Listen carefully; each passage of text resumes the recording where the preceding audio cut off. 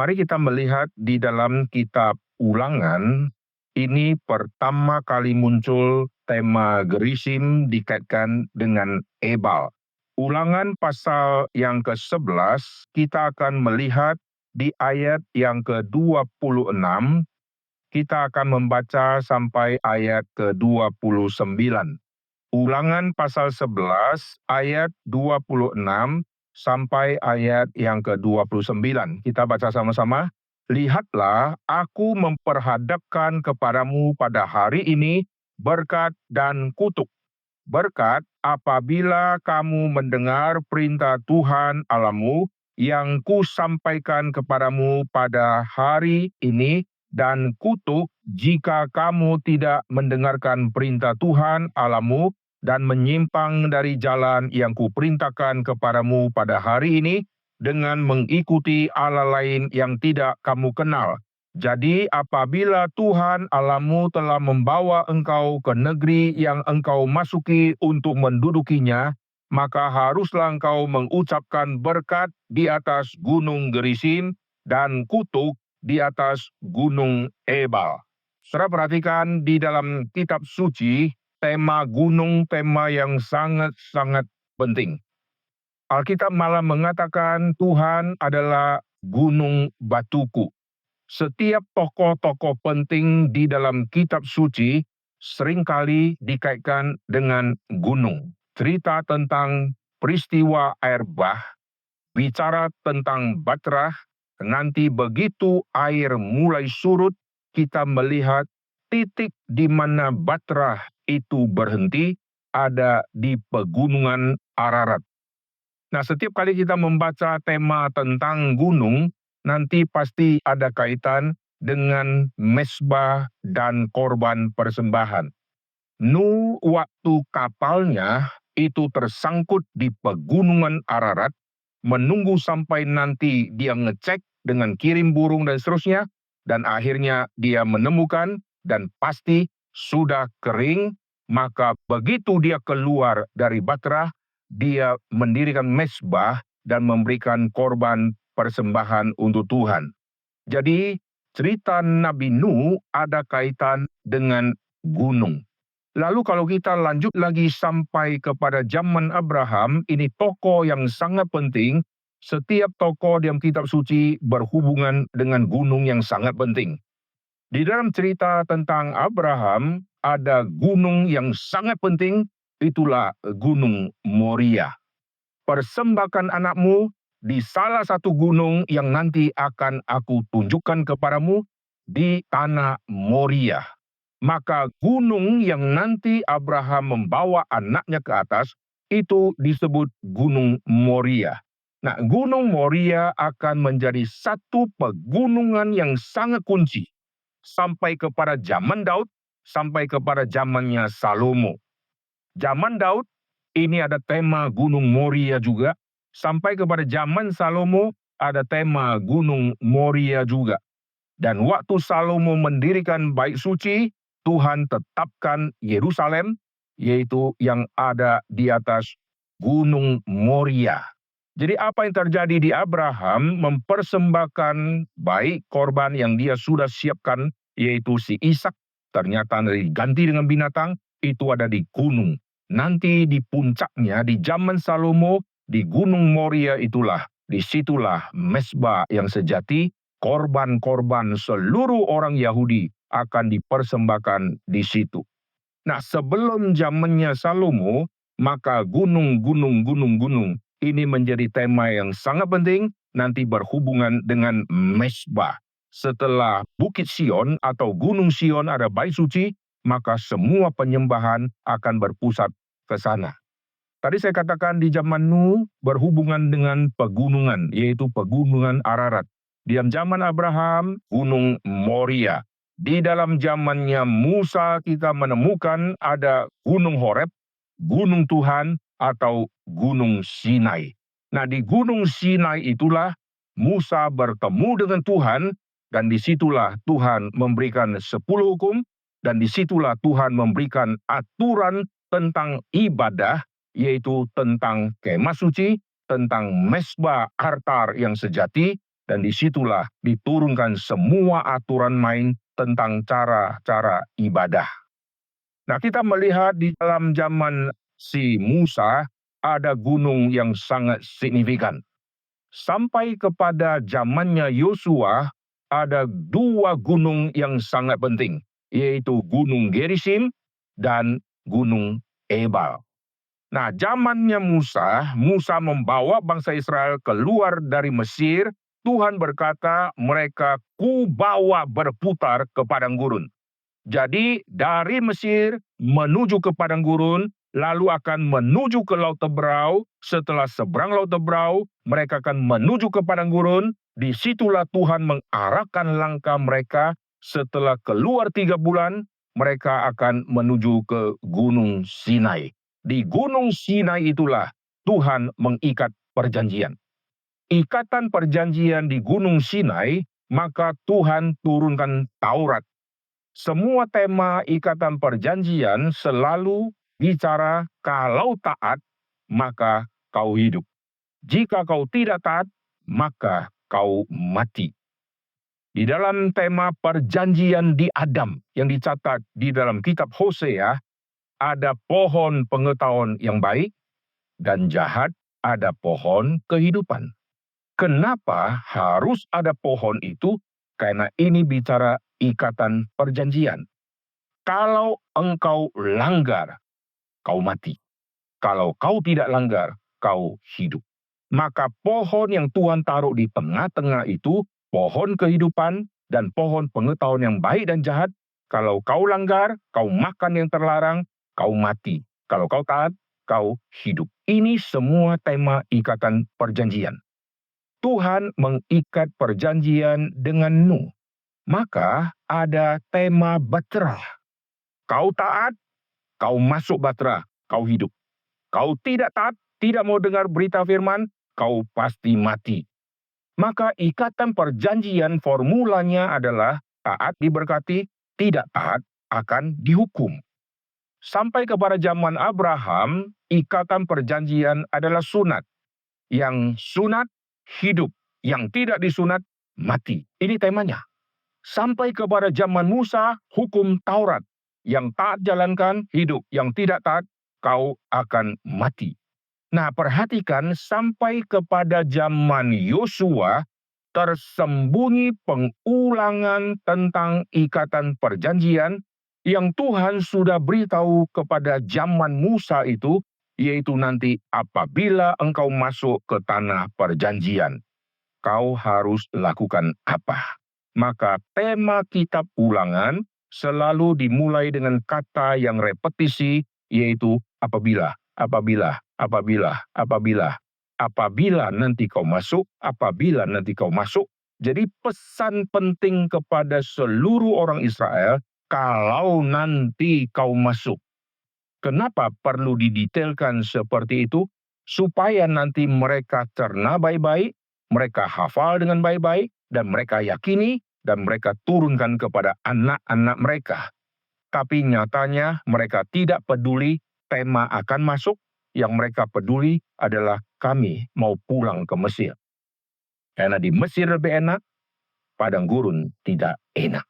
Maka kitab Ulangan adalah kitab janji Tuhan yang pasti tergenapi, dan Tuhan sudah nyatakan, nanti kalau kau masuk ke tanah perjanjian, kau ingat ya, harus umumkan berkat di Gunung Gerizim, kutuk di Gunung Ebal. Nah, sekarang kita kembali di zaman Musa keluar dari Mesir, lalu masuk padang gurun, lalu ke Laut Tebrau, lalu masuk ke padang gurun lagi. Di zaman Yosua, dari tema padang gurun harus belah Sungai Yordan.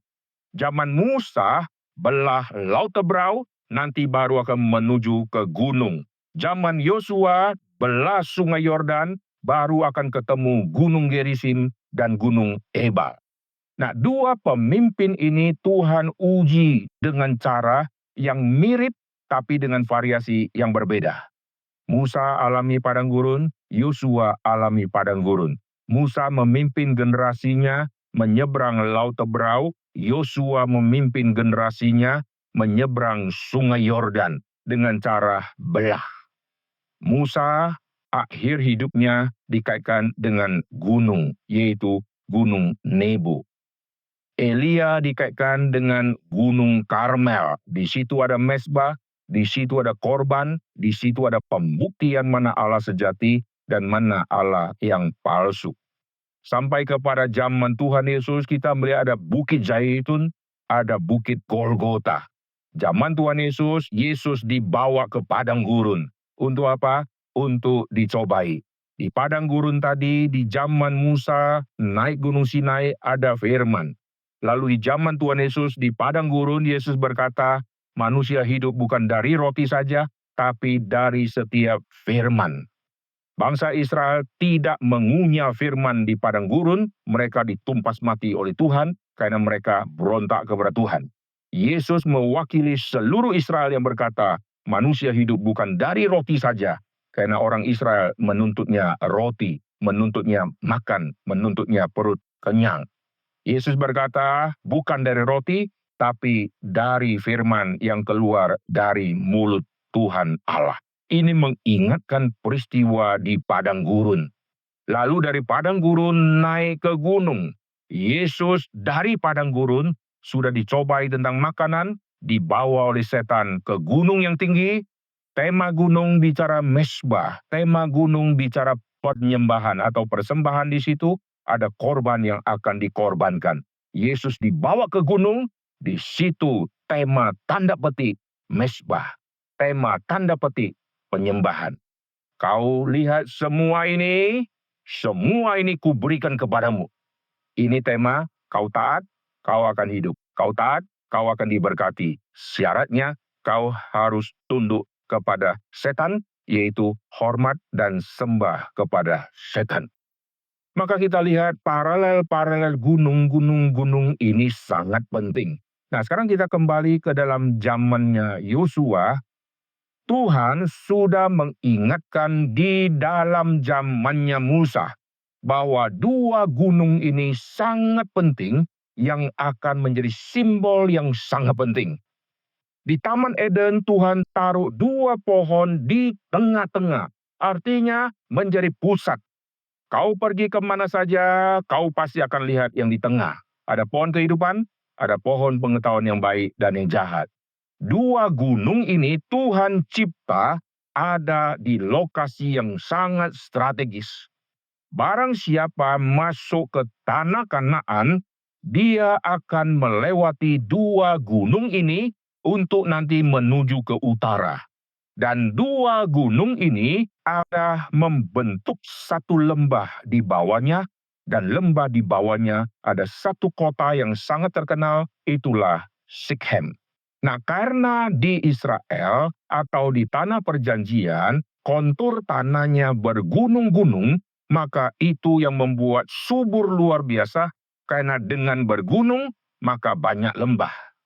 Alkitab mengatakan, kau dulu di Mesir, Mesir sama tanah perjanjian, Mesir kalah subur. Karena kontur tanah di Mesir bukan bergunung-gunung seperti Kanaan. Mesir punya air itu dari sungai Nil yang begitu luas itu.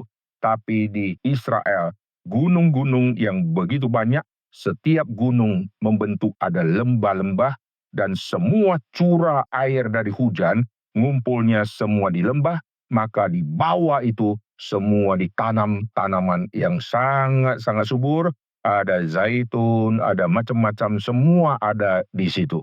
Tuhan sudah berkata, tanah perjanjian lebih subur daripada tanah Mesir. Dan dua gunung ini menjadi gunung yang sangat sentral. Setiap orang lewat ke situ, mereka akan lewat lembah, akan lewat Sikhem. Waktu mereka lewat Sikhem, mereka akan memandang dua gunung ini. Zaman dulu, waktu Tuhan belum memberikan makna untuk dua gunung ini, maka orang hanya melihat ada kontras yang sangat besar di dua gunung yang berhadapan satu dengan yang lain. Gunung Gerisim ini lebih hijau. Gunung Gerisim ada tumbuhan hijau. Gunung Ebal ini penuh dengan batu-batu dan ini tidak subur. Maka dua gunung yang berdampingan di zaman dulu waktu orang melihat, orang hanya melihat, oh ada satu yang hijau, ada satu yang tidak hijau. Nah ini nanti dipakai oleh Tuhan menjadi tema. Kalau kau taat, kau seperti Gerisim, kau akan diberkati. Ada curah hujan yang bisa menumbuhkan daun-daun di situ, nanti ada kehidupan di situ. Kalau kau tidak taat, kau hanya seperti batu-batu kering yang kalau dikorek tanahnya tidak bisa ditanam apapun, dan kau seperti gunung yang mandul. Tuhan tidak memberkati engkau. Dan jarak antara satu gunung ke gunung yang lain, ini bisa berpandang-pandangan, saudara. Dan Tuhan cipta antara dua gunung ini, terciptalah wilayah akustik. Di situ ada akustik yang sangat ajaib, sehingga waktu Tuhan memerintahkan nanti bahwa bangsa Israel harus ada di gunung itu, nanti akan dipisah 6 suku di satu gunung, 6 suku lagi di satu gunung, nanti mereka akan membacakan kitab Taurat, dan mereka bisa bersau-sautan. Heran, orang kalau bicara dari satu gunung, kita dari gunung yang lain, dengarnya pasti samar-samar. Tapi hanya di dua gunung ini, kalau gunung yang satu bicara sama gunung yang lain bicara, mereka bisa mendengar dengan jelas karena Tuhan cipta seperti amphitheater dengan akustik alami ada di situ. Maka daerah situ menjadi daerah mujizat. Setiap kali orang lewat sana, mereka terkagum-kagum. Di sini unik, di sini unik. Tapi zaman sekarang kalau orang pergi ke sana, orang sudah rasa biasa. Karena dia bisa temukan yang kayak gini, ada juga di tempat-tempat yang lain. Tapi waktu zaman dulu mereka menemukan tidak ada dua gunung yang membentuk akustik seperti Gerisim dan Ebal, mereka terkagum-kagum, maka lembah itu yang ada kota Sikhem menjadi kota yang sangat-sangat strategis. Oleh sebab itu, waktu Abraham meninggalkan Ur Kasdim, begitu sampai ke tanah Kanaan, dia tiba di sana duluan. Mari kita lihat kitab Kejadian. Di dalam kitab Kejadian, perhatikan di pasal yang ke-12. Kejadian pasal yang ke-12, di ayat ke-5, Abraham sudah sampai ke Kanaan. Lalu lihat di ayat yang ke-6. Abraham berjalan melalui negeri itu sampai ke suatu tempat dekat Sikhem, yaitu pohon tarbantin di More.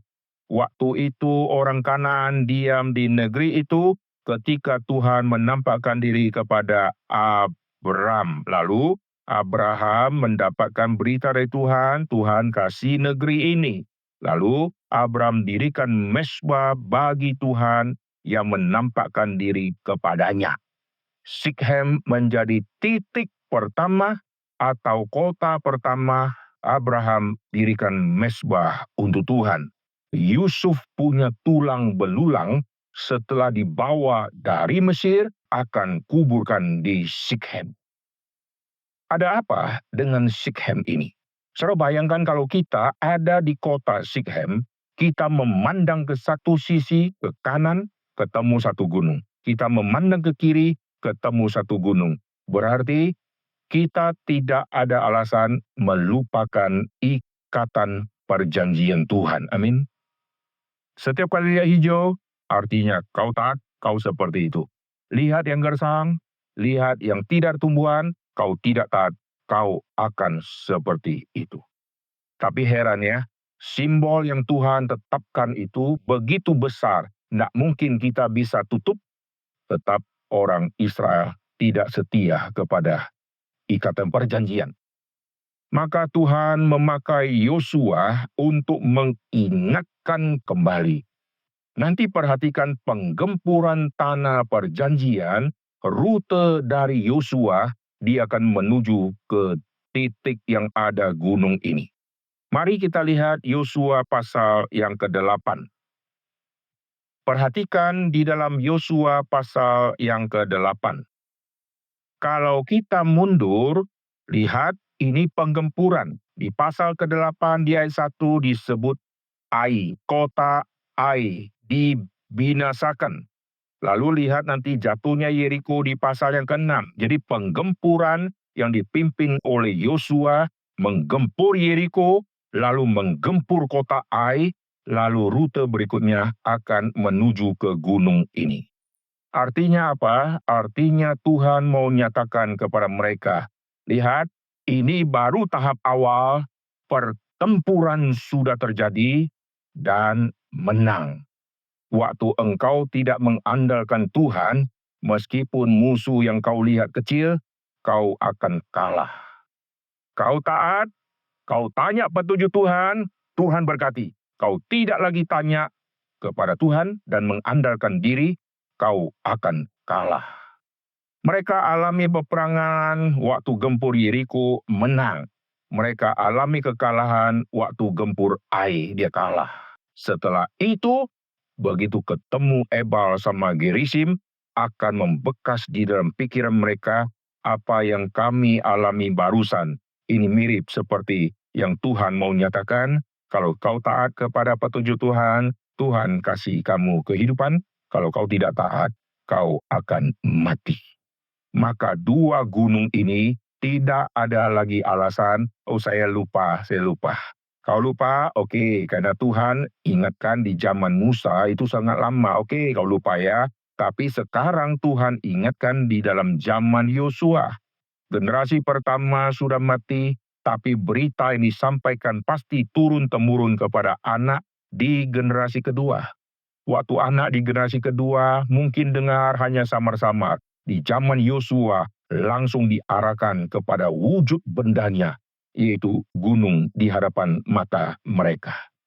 Maka nanti waktu orang-orang lalu lalang di tanah Kanaan, mereka pasti akan berjumpa dengan dua gunung ini yang Tuhan sudah jadikan simbol. Dan orang-orang Israel kalau dia lalu lalang, mereka akan melihat kembali, kami sudah ikat perjanjian dengan Tuhan, dan Yosua mendirikan mezbah di Gunung Ebal. Sampai hari ini, di dalam penemuan arkeologi, kalau saudara pergi ke sana, masih ada lihat tumpukan-tumpukan batu yang diperkirakan ini dari zaman Yosua waktu dia dirikan mezbah untuk menyebut nama Tuhan di situ. Dan waktu itu semua suku-suku dari Israel, mereka sepakat dengar semua berita berkat, dan mereka dengar semua berita kutuk, dan mereka jawab, amin. Satu kelompok yang ada di satu gunung, nanti kelompok lain yang ada di gunung, mereka waktu bicara, ini mereka bisa dengar dengan jelas. Berarti tidak ada alasan, ada suara samar-samar, maka dulu kami kurang ngeh, tidak ada itu. Dan Yosua di Gunung Ebal itu, nanti Tuhan perintahkan untuk catat hukum Tuhan dan bacakan ulang. Ini mirip seperti peristiwa di Gunung Sinai yang diulangi kembali, yaitu 10 hukum, yaitu tentang Shema, itu diulangi di situ. Katakan kepada anakmu berulang-ulang, entah engkau tidur, entah engkau bangun, entah engkau dalam perjalanan. Jadi di zaman Musa ini dibicarakan, di zaman Yosua ini dibicarakan, karena ini adalah fondasi awal sebelum nanti mereka berhadapan dengan begitu banyak raja-raja, dan fondasi awal begitu mereka melihat tanah yang menggiurkan, mereka akan lihat dan mereka akan lupa semua yang Tuhan pesankan. Tuhan pesankan apa? Kau sudah masuk, kau tumpas habis seluruh penduduk Kanaan. Begitu mau tumpas, lihat, wanitanya kok cantik-cantik. Yang jelek kita tumpas, oke lah. Yang cantik kita simpan, jadi perbaikan keturunan. Akhirnya, Alkitab catat, suku-suku tidak tumpas habis, dan mereka membiarkan orang Kanaan yang tidak ditumpas hidup berdampingan. Dan Tuhan sudah pesan, jangan nanti kau biarkan anak perempuanmu dinikahkan sama anak laki-laki mereka, dan jangan kau ambil anak perempuan mereka kau nikahkan dengan anakmu laki-laki. Lalu muncul satu kalimat, karena nanti mereka akan mencondongkan hati anakmu kepada berhala. Kalimat ini muncul di dalam kitab suci sangat menarik. Wanita punya kelebihan yang luar biasa yang laki-laki kalah. Wanita punya kelebihan mencondongkan hati suami kepada berhala. Alkitab sudah catat itu. Saudara lihat di dalam Kejadian pasal yang ke-6, mundur ada pasal ke-5. Pasal ke-5 semua daftar orang benar. Di situ ada si Set, ada Enos, ada si Henok, ada Lamek, keluarga ayahnya dari si Nuh, ada si Nuh. Itu semua jalur orang benar. Lihat, sampai kepada zaman Nabi Nuh yang selamat sisa 8. Di manakah keluarga Nuh yang lain-lain? Di manakah jalur orang beriman? Kejadian 6 mencatat keturunan dari anak-anak Allah nikah sama anak-anak perempuan. Ini pernikahan 2 pasal. Pasal ke-4, keturunan Kain. Pasal ke-5, keturunan dari Set. Keturunan Kain tidak pernah melibatkan Tuhan di dalam pemberian nama kepada anak-anaknya. Keturunan pasal ke-5, ada Set, ada Enos, ada Tuhan dilibatkan di dalam. Munculnya Nuh, ada keterangan, ada peranan Tuhan di dalamnya. Muncul Henok, ada keterangan. Muncul Set, ada keterangan. Waktu Kain punya anak Henok yang berbeda. Lalu punya anak Lamek yang berbeda. Tidak ada satu kalimat yang muncul tentang Tuhan. Ini keturunan anak-anak setan. Lalu keturunan anak-anak Allah, yaitu orang yang menyebut, memanggil nama Tuhan. Itu dari jalur Set.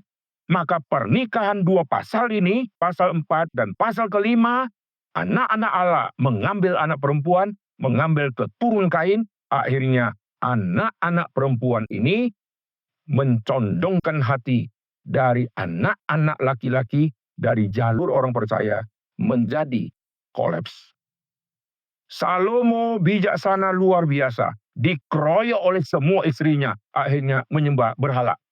Itu kekuatan wanita yang luar biasa.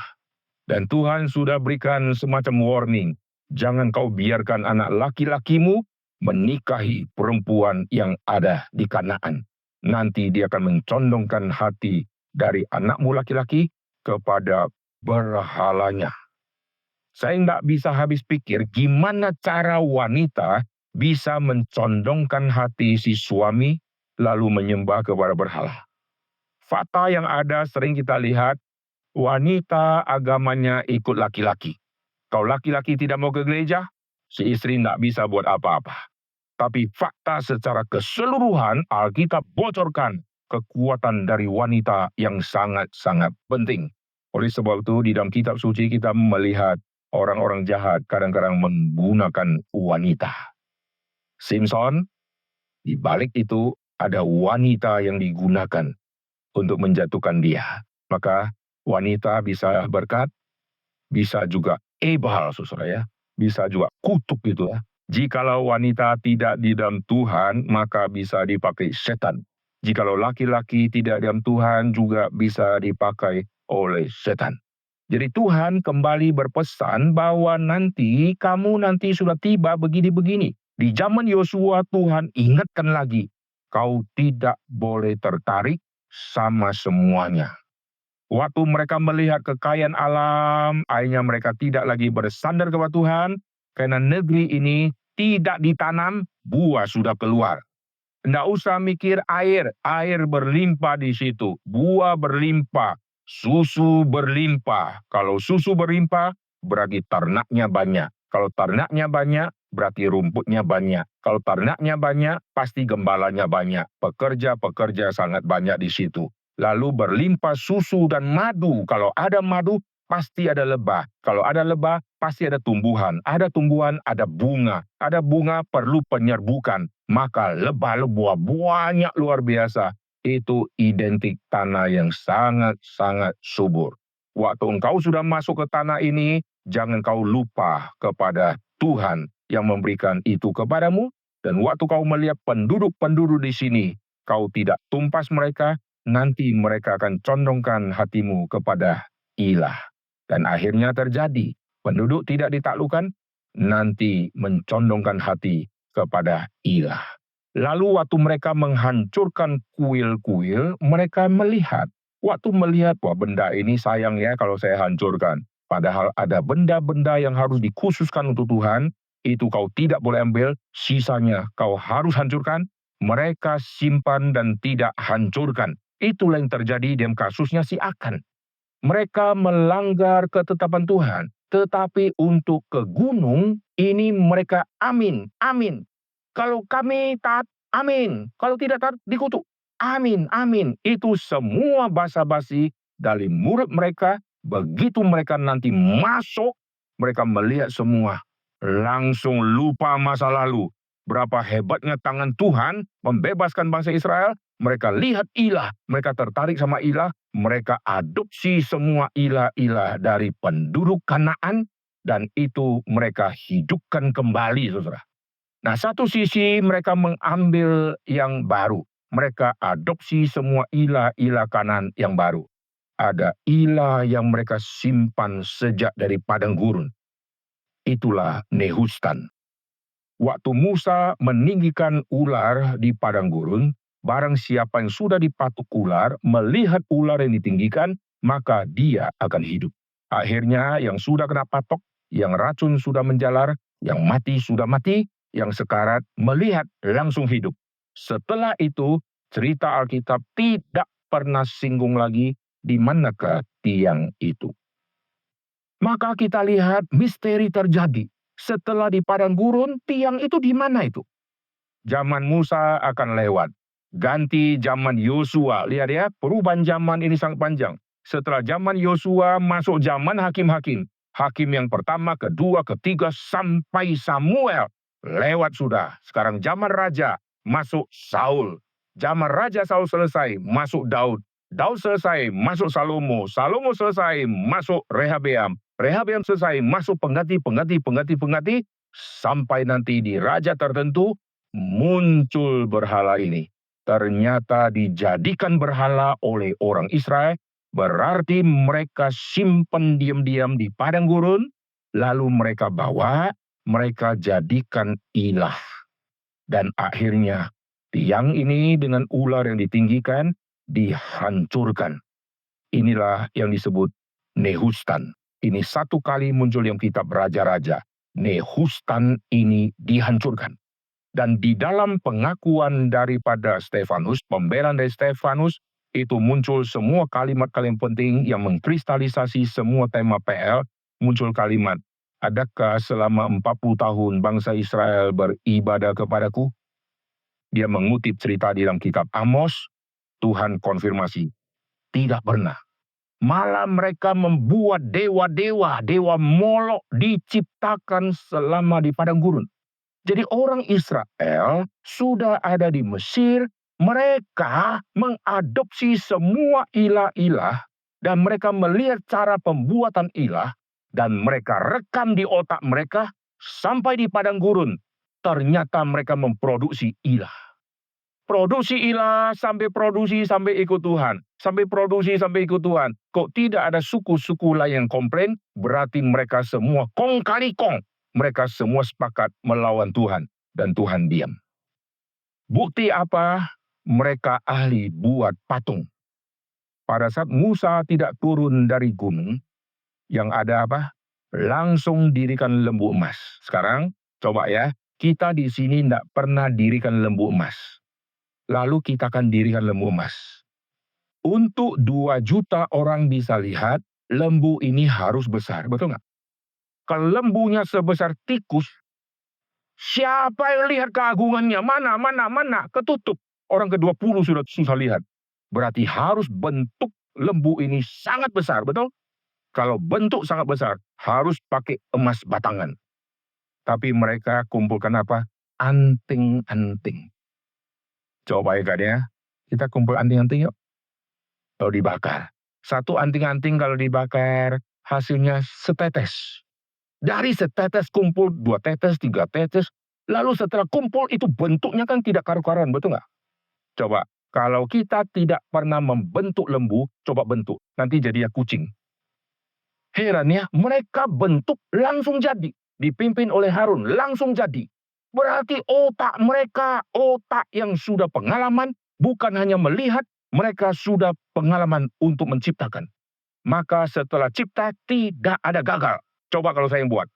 Setelah saya buat, keluarnya kok bengkok kakinya. Bakar lagi, saudara ya, kelamaan. Sampai Musa turun sudah nonton, belum jadi-jadi. Lu buat apa sih, belum jadi-jadi. Karena gagal melulu gitu kan. Maunya lembu, jadinya kucing. Maunya lembu, jadinya anjing. Ganti lagi, ganti lagi. Sederhana saja. Saudara tidak pernah gambar kelinci. Coba sekarang ambil kertas, ambil pen. Gambar kelinci coba. Nanti jadinya dinosaurus. Ini hanya gambar yang bisa hapus-hapus. Bayangkan kalau emas itu dibentuk menjadi lembu emas yang sangat besar. Bagaimana bisa bentuk? Dan setelah jadi, tidak ada orang komplain. Jelek kali. Hidungnya tidak simetris gitu ya. Kepala yang mana, ekor yang mana, tidak jelas. Begitu jadi, semua sepakat berkata, inilah dia Tuhan yang membawa kita keluar dari Mesir. Nah, saudara perhatikan, bangsa Israel sudah dibebaskan dari perbudakan, tetapi pembebasan ilah ini belum bebas. Oleh sebab itu, hukum pertama, jangan ada padaku Allah lain di hadapanku. Hukum pertama, lalu nanti ada, jangan membuat patung yang menyerupai yang ada di langit, yang di darat, dan yang di air. Karena itulah yang mereka produksi terus. Mereka terus membuat ilah-ilah di padang gurun, dan mereka diam-diam. Maka Tuhan habiskan generasi pertama, seolah-olah generasi kedua bebas dari berhala. Nanti waktu mereka masuk ke tanah Kanaan, mereka adopsi semua ilah-ilah yang baru itu, dan akhirnya Tuhan murka. Sampai kepada zaman hakim-hakim, Tuhan murka dan Tuhan diam kepada mereka, sampai mereka ditangkap, ditawan oleh bangsa-bangsa yang lain. Kenapa bisa begitu? Karena 2 gunung yang menjadi simbol ini, mereka lawan dan mereka tidak taat. Maka Tuhan biarkan mereka ditangkap oleh bangsa asing dan mereka dihabisi di situ, dan Tuhan tidak lagi berkati mereka. Kalau mereka kembali, Tuhan terima mereka, Tuhan berikan hidup. Maka saudara perhatikan, sejak zaman hakim-hakim seolah-olah sudah tidak ada pengharapan. Disitulah Tuhan munculkan satu tokoh, Samuel, yang sangat penting untuk nanti memegang peranan yang sangat penting untuk mengurapi si Daud. Begitu sampai kepada zaman Daud, kita melihat apa yang Tuhan mau semuanya terjadi. Di zaman Daud terjadi kedamaian luar biasa yang Tuhan mau sekarang di bawah komando dari Daud, bangsa Israel dibawa untuk kembali kepada Tuhan. Maka kerajaan Daud identik dengan kerajaan Shalom. Tapi nanti waktu masuk ke zaman Salomo, mulai hancur karena Salomo sendiri mendirikan kuil-kuil kembali untuk istri-istrinya. Maka Tuhan murka dan Tuhan izinkan kerajaan terkoyak.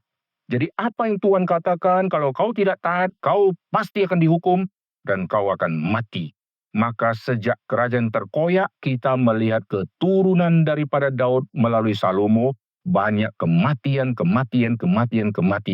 Yang utara banyak kematian. Yang selatan juga banyak kematian. Sampai akhirnya Tuhan stop yang utara, buang ke Asyur, lalu yang selatan stop, buang ke Babel. Lalu selesai sudah. Lalu terjadilah semacam teriakan pertobatan. Maka muncul yang kitab Mazmur, dari tepi sungai Babylon, mereka memandang ke Yerusalem dan mereka ingin pulang. Nah, saat itulah Tuhan memberikan pemulihan luar biasa kepada mereka, dan setelah pembuang di Babel, barulah mereka kembali. Waktu mereka kembali sampai nanti perjanjian baru, orang Yahudi tidak ada lagi yang pegang satu berhala. Di PB tidak ada orang Yahudi dirikan kuil untuk penyembahan kepada Baal kah, Asitoret kah, satu pun tidak ada. Seolah-olah terjadi pertobatan drastis sejak dari zaman PL penyembah berhala terus-menerus sampai ke PB mereka sudah buang. Berarti mereka sekarang mengatakan kami tunduk kepada perintah Tuhan, kami beroleh hidup. Nah, ini satu ekstrim yang luar biasa. Mereka seolah-olah berkata, kami jalankan semua perintah Tuhan. Kami tidak lagi melawan Tuhan. Kalau begitu, keselamatan milik kami bukan milik orang. Dan mereka jatuh ke satu ekstrim. Mereka lah orang yang tersuci di dunia. Dan mereka mulai memvonis siapa saja yang melawan Tuhan. Mereka langsung kutuk dan mereka langsung matikan. Jadi mereka bertindak seperti ada di gunung berkat, lalu mengkutuk semua orang yang ada di gunung Ebal, gunung kutuk. Termasuk mereka juga mengkutuk yang Samaria, mereka kira Sionlah yang terpenting. Mereka ada di Sion, Samaria dikutuk oleh dia, dan mereka mulai memegang semacam pedang Tuhan untuk mengadili semua orang yang katanya menyimpang dari perintah firman. Yesus berkata, dosamu diampuni, dosa diampuni, ini melanggar perintah Tuhan. Tidak taat kau, mati. Perempuan kedapatan berzina, mati. Pokoknya apapun, mati. Tidak akan diberkati Tuhan. Padahal mereka sendiri sudah jadi Tuhan. Melampaui berhala yang dicipta, manusia sebetulnya Tuhan yang melampaui berhala. Karena dia cipta berhala, dia tempatkan berhala di rumah. Kalau rumah ini tidak dia berkati oleh si dewa, dia buang dewa ini, dia cipta dewa baru, atau ambil dewa baru, dia masukkan ke rumah. Dengar perintah saya, ku kasih kau rumah. Dengar perintah saya, ku kasih AC. Dengar perintah saya, ku kasih banyak buah-buahan. Tidak dengar, ku buang kau ke gudang. Lalu ambil lagi dari kota-kota lain, masukkan ke rumah. Jadi, manusia bisa masukkan ilah, manusia adalah ilah yang tertinggi. Itulah dosa Adam, makan buah, ingin jadi Tuhan. Dan akhirnya, orang-orang Yahudi seperti Adam mati yang dibangkitkan, yang berperan ingin jadi Tuhan. Dan mereka memvonis satu-satu mati, mereka merasa mereka yang paling memiliki kebenaran, dan mereka juga yang menjatuhkan kematian kepada Tuhan Yesus. Nah, terakhir, penggenapan dari Gunung Gerisim dan Gunung Ebal, itulah Bukit Golgota. Di Bukit Golgota itulah ada berkat, di Bukit Golgota itulah ada kutukan. Terkutuklah orang yang digantung di atas kayu salib. Ada kutukan terjadi. Kenapa anak tunggal Bapakku mati dikutuk seperti itu? Kenapa tidak pakai cara mati yang lain? Karena menanggung dosa dan kutukan yang manusia harus terima. Di Bukit Golgota itulah Kristus memberikan berkat. Dan Kristus memberikan pengampunan, yaitu Bapa, ampunilah mereka, dan Yesus memberikan jaminan keselamatan. Nah, perhatikan doktrin keselamatan di Bukit Golgota. Tuhan Yesus mengampuni, tetapi Yesus hanya menyelamatkan satu. Semua yang jahat Bapa ampuni. Ampuni tidak identik langsung diterima masuk surga. Bapa ampunilah mereka, Farisi-Farisi yang tonjok Tuhan Yesus lah, orang Romawi lah yang maku-maku Tuhan Yesus, semua Yesus ampuni. Yesus tidak simpan sebagai satu dendam, tapi keselamatan hanya Yesus berikan kepada satu, yaitu penjahat yang ada di samping Tuhan Yesus. Saya tafsirkan itu ada di kanan, karena posisi kanan itu biasanya identik dengan posisi domba, yang kiri kambing. Kalau tidak percaya nanti kita tanya Tuhan nanti ya, waktu mati. Kemungkinan besar ini yang diselamatkan yang ada di kanan. Yang kanan diampuni, yang kanan diterima. Itulah gunung berkat. Melalui gunung itulah, barang siapa yang memandang ke Golgota, ke Kristus yang ditinggikan, dia akan selamat dan beroleh hidup. Amin. Hidup kita dikasih pilihan. Kau lihat ada Eva, kau mau jalankan lawan, hidupmu akan gersang. Kalau kau lihat ada Gerisim, mau seperti itu, kuncinya taat dan lakukan perintah Tuhan. Bangsa Israel tidak mungkin jalankan semua ikatan perjanjian dengan sukses, maka Kristus menggenapkan ikatan perjanjian dengan inilah perjanjian baru, yang kuberikan padamu, yaitu kematian dan kebangkitan Kristus. Maka kita di dalam Kristus memperoleh hidup, di luar Kristus tidak memperoleh hidup. Amin. Biarlah hidup kita sekarang menjadi berkat bagi yang lain. Biarlah hidup kita tanda petik menanggung tanda petik kutukan yang mestinya orang jahat itu harus terima, tapi kita mau menanggungnya. Kadang-kadang kita melayani orang jahat ini, yang sudah berdosa ini, malah maki-maki kita dia. Dalam hati ini orang keterlaluan. Injil sudah tiba kepadamu, gua yang dimaki gitu ya. Kita terima makian, terima semua. Karena Kristus menerima semua kutukan dosa, maka kalau kita dikutuk-kutuk seperti itu, terima saja. Kalau Tuhan melembutkan hatinya, dia akan dapat anugerah keselamatan. Amin. Yang penting jangan dari mulut kita keluar kutukan, saudara. Kukutuk kau mandul 7 keturunan. Cilaka, saudara ya. Ternyata 1 keturunan saja anaknya banyak. Malu kita nabi palsu. Kukutuk kau tidak pernah dapat pasangan, dan kau akan bujangan seumur hidup. Tidak boleh, saudara ya. Kurangi kata kutuk atau hindari kata kutuk, rubah kata kutuk menjadi berkat. Barang siapa mencaci kamu, kalimat yang keluar berkati dia. Barang siapa maki-maki, doakan dia. Nah, ini tema penggenapan Gerisim dan Ebal. Tidak pisahkan kiri dan kanan, tapi sebetulnya ada diam kiri kita. Tuhan pakai kita untuk memberkati. Tuhan pakai kita, tanda petik, untuk menanggung semua kutukan yang mestinya Tuhan kutuk orang itu, tapi orang itu sekarang mengutuk kita dan kita terima. Mestinya Tuhan yang kutuk kau, tapi kau kutuk kami. Kadang-kadang waktu kita melayani orang-orang yang belum percaya Tuhan, kita dihina-hina sama dia. Lalu kita diusir oleh dia, tidak diterima. Mestinya Tuhan yang harus usir dia, tapi malah kita yang diusir. Lalu sudah diusir, kita datang lagi. Maka ada kesaksian-kesaksian dari orang Kristen ini sudah diusir, datang lagi, datang lagi. Padahal waktu saya usir, saya sedang menguji dia. Sungguhkah kau datang demi Injil? Kau demi Injil, kuusir kau. Kau kalau pergi berarti bukan demi Injil. Kau datang, diusir, kau demi gengsi, kau pergi tidak balik lagi. Tapi kalau demi Injil, kau balik lagi.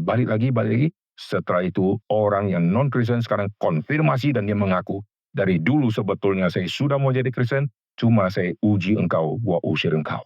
Wah, kalau kita tahu kayak gini keterlaluan lu ya, kerjain saya gitu ya. Tapi memang cara Tuhan kadang-kadang berbeda ya. Oke, saya akan mengakhiri khotbah ini.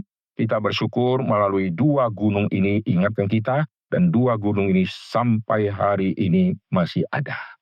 Saya pengen sekali naik ke atas gunung Gerisim itu, tapi sampai hari ini belum naik. Pak Rudi udah pernah naik? Belum ya? Itu susah, katanya masih di bawah kuasa yang lain. Dan saya pengen sekali berdiri di Ebal, dan saya pengen tes akustiknya.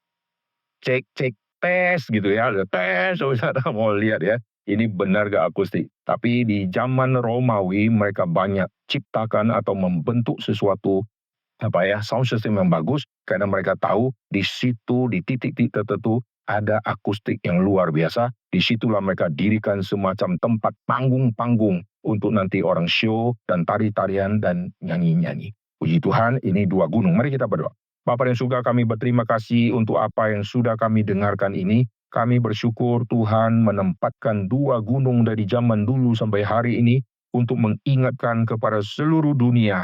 Meskipun zaman Musa, zaman Yosua, zaman kitab suci, tokoh-tokoh sudah berlalu, tetapi 2 gunung mengingatkan kepada kami, jikalau kami hidup sesuai dengan yang Tuhan perintahkan, Tuhan akan berkati. Jikalau kami tidak, maka Tuhan akan memberikan hukuman dan kutukan.